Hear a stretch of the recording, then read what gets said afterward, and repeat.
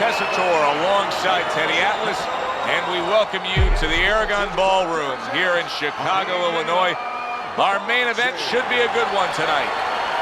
15 rounds of heavyweight action. This should be a really good matchup here tonight. All that energy that we saw, it almost boiled over at the weigh-in yesterday. Now it gets to explode here in the ring.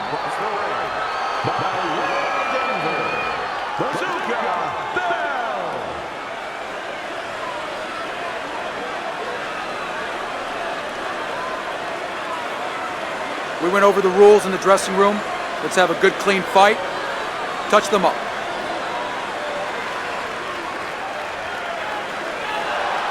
All right. Round number one is now underway. All the talk is done. It is simply time to fight.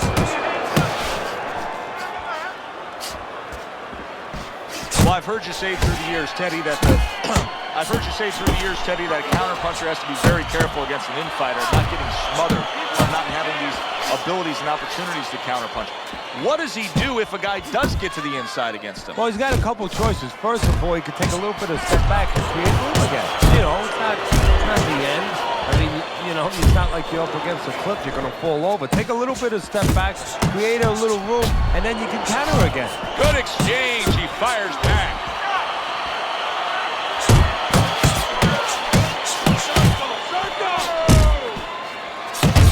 Nice combination, landing more than one. Both were able to score.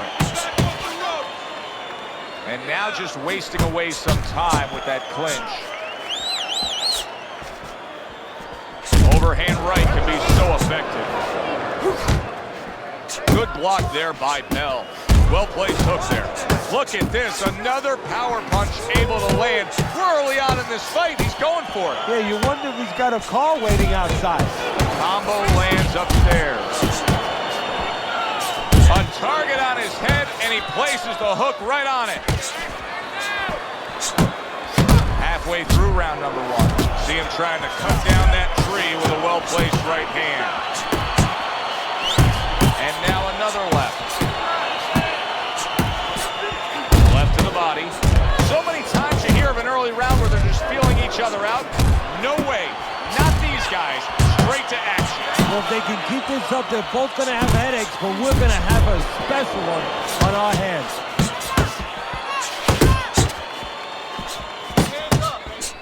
That right hand serving him well. Now there's the jab.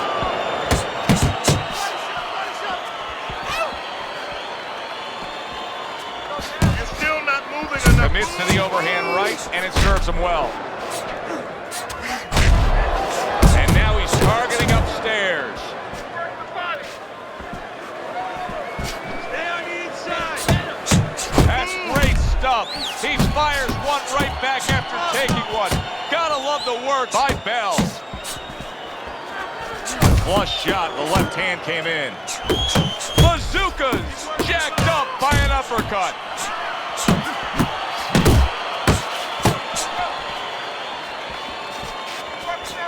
Doing what you're doing. Last 10 seconds of this first round. Bell's getting himself into the mix now, landing that left hand. Comes with the right. Bazooka's in a tough spot right now. Boy, he got rocked. Bell's corner has got to get that message to him. He cannot afford to have defensive lapses like we just saw in that last round. Yeah, you know, we say this so many times in a broadcast. We blame it on the fighter, but what if he hasn't been taught those things? If those things haven't been instilled already in the gym, guess what, Joe? He's not doing them. Side to side, all right? Just keep moving. Don't let him get that power shot. Now listen, you need to keep moving out there.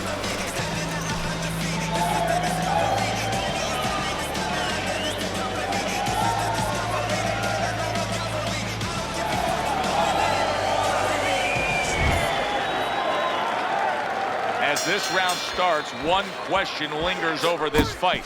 Will it end right here? You saw the damage that was done in the last round.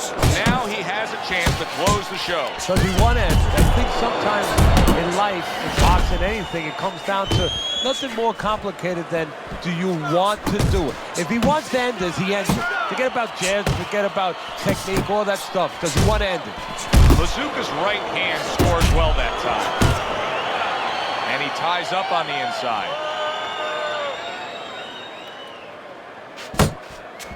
There's the uppercut, one of my favorite punches, and it works that time for him. Nice work, great technique, the combo lands. Now this is exactly what I love out of an offensive fighter, Teddy. A guy who's able to put together the multi-punch combinations and make it look like it's just a sweet science. Yeah, exactly. That's what you can do when you have good fundamentals. Not just good physical ability. That's only part of the equation. But just good technical ability. And that's what he's doing. He's snapping his punches. They're nice and clean. They're crisp. They're short. They're together.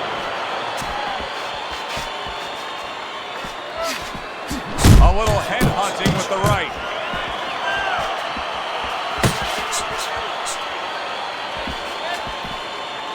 He just missed that shot up top. There's a nice. He is not in good shape. He could big shot there. Oh, he doesn't look good. He just went down, and not the way he wanted it to go. No, he's standing on the outside, Joe. He shouldn't be standing there. The old timers would say, take a walk around the block.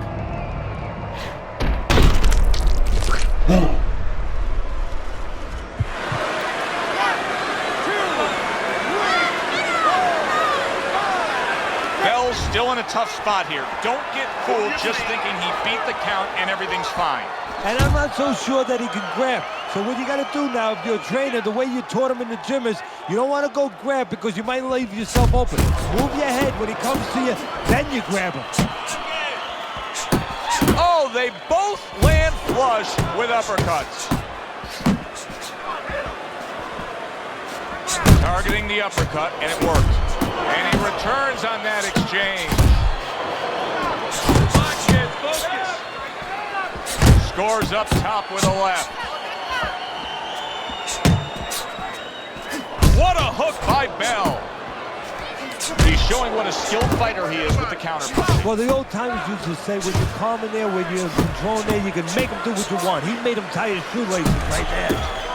Bazooka's feeling the sting of that big uppercut. Scores well to the head with the right hand.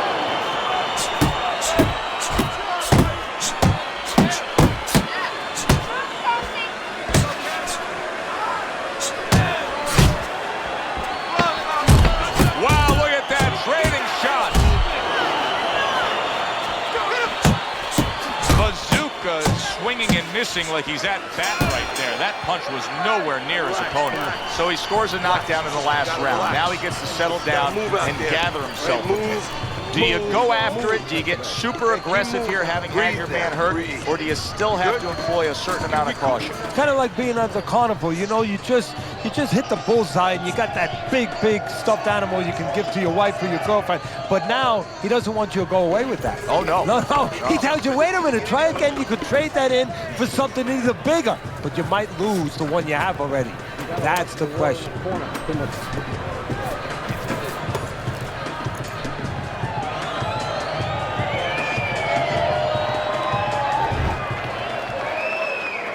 Bazooka's got to rely on his corner now to do what it takes to get him back physically and mentally. It's always a challenge when you've hit the ground.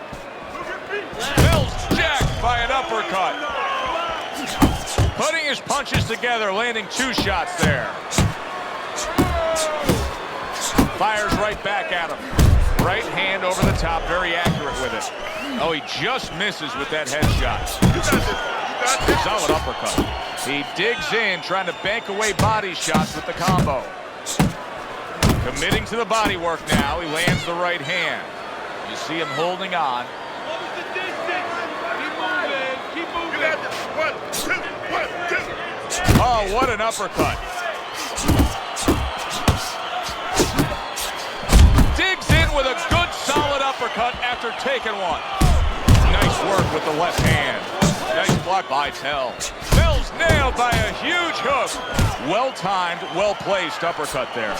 Very good work on the inside with the uppercut. Now, if you're standing opposite that right there, Teddy, what do you have to do to stop it? Well, first of all, you have to understand and recognize that's the punch you should be aware of in close, because there's only a few punches. You're in real close. There's not room for too many. Big shot.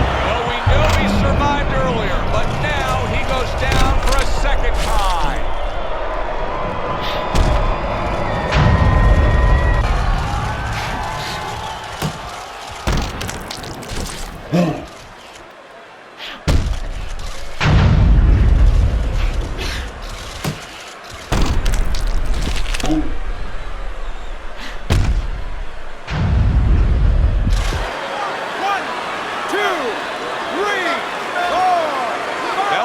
Up on his feet. Now, what will be interesting to see here is how he reacts in the next few moments.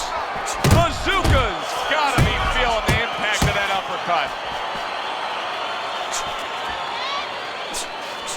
Nice work by Bazooka. Big, big shot he just scored with. Can he beat the count? I don't think so here, Teddy. Now I know where they got that saying, falling like a sack of potatoes.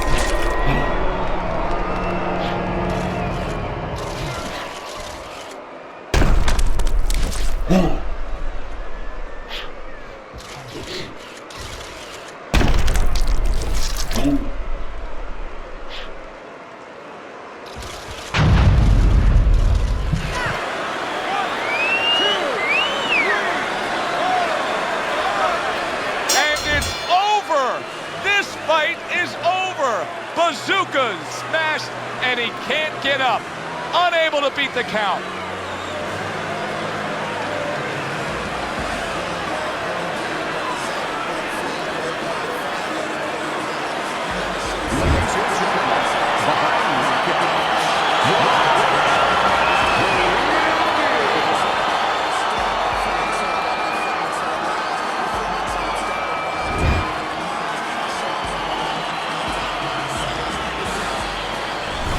Boxing writers are going to have a field day with this early knockout, Teddy.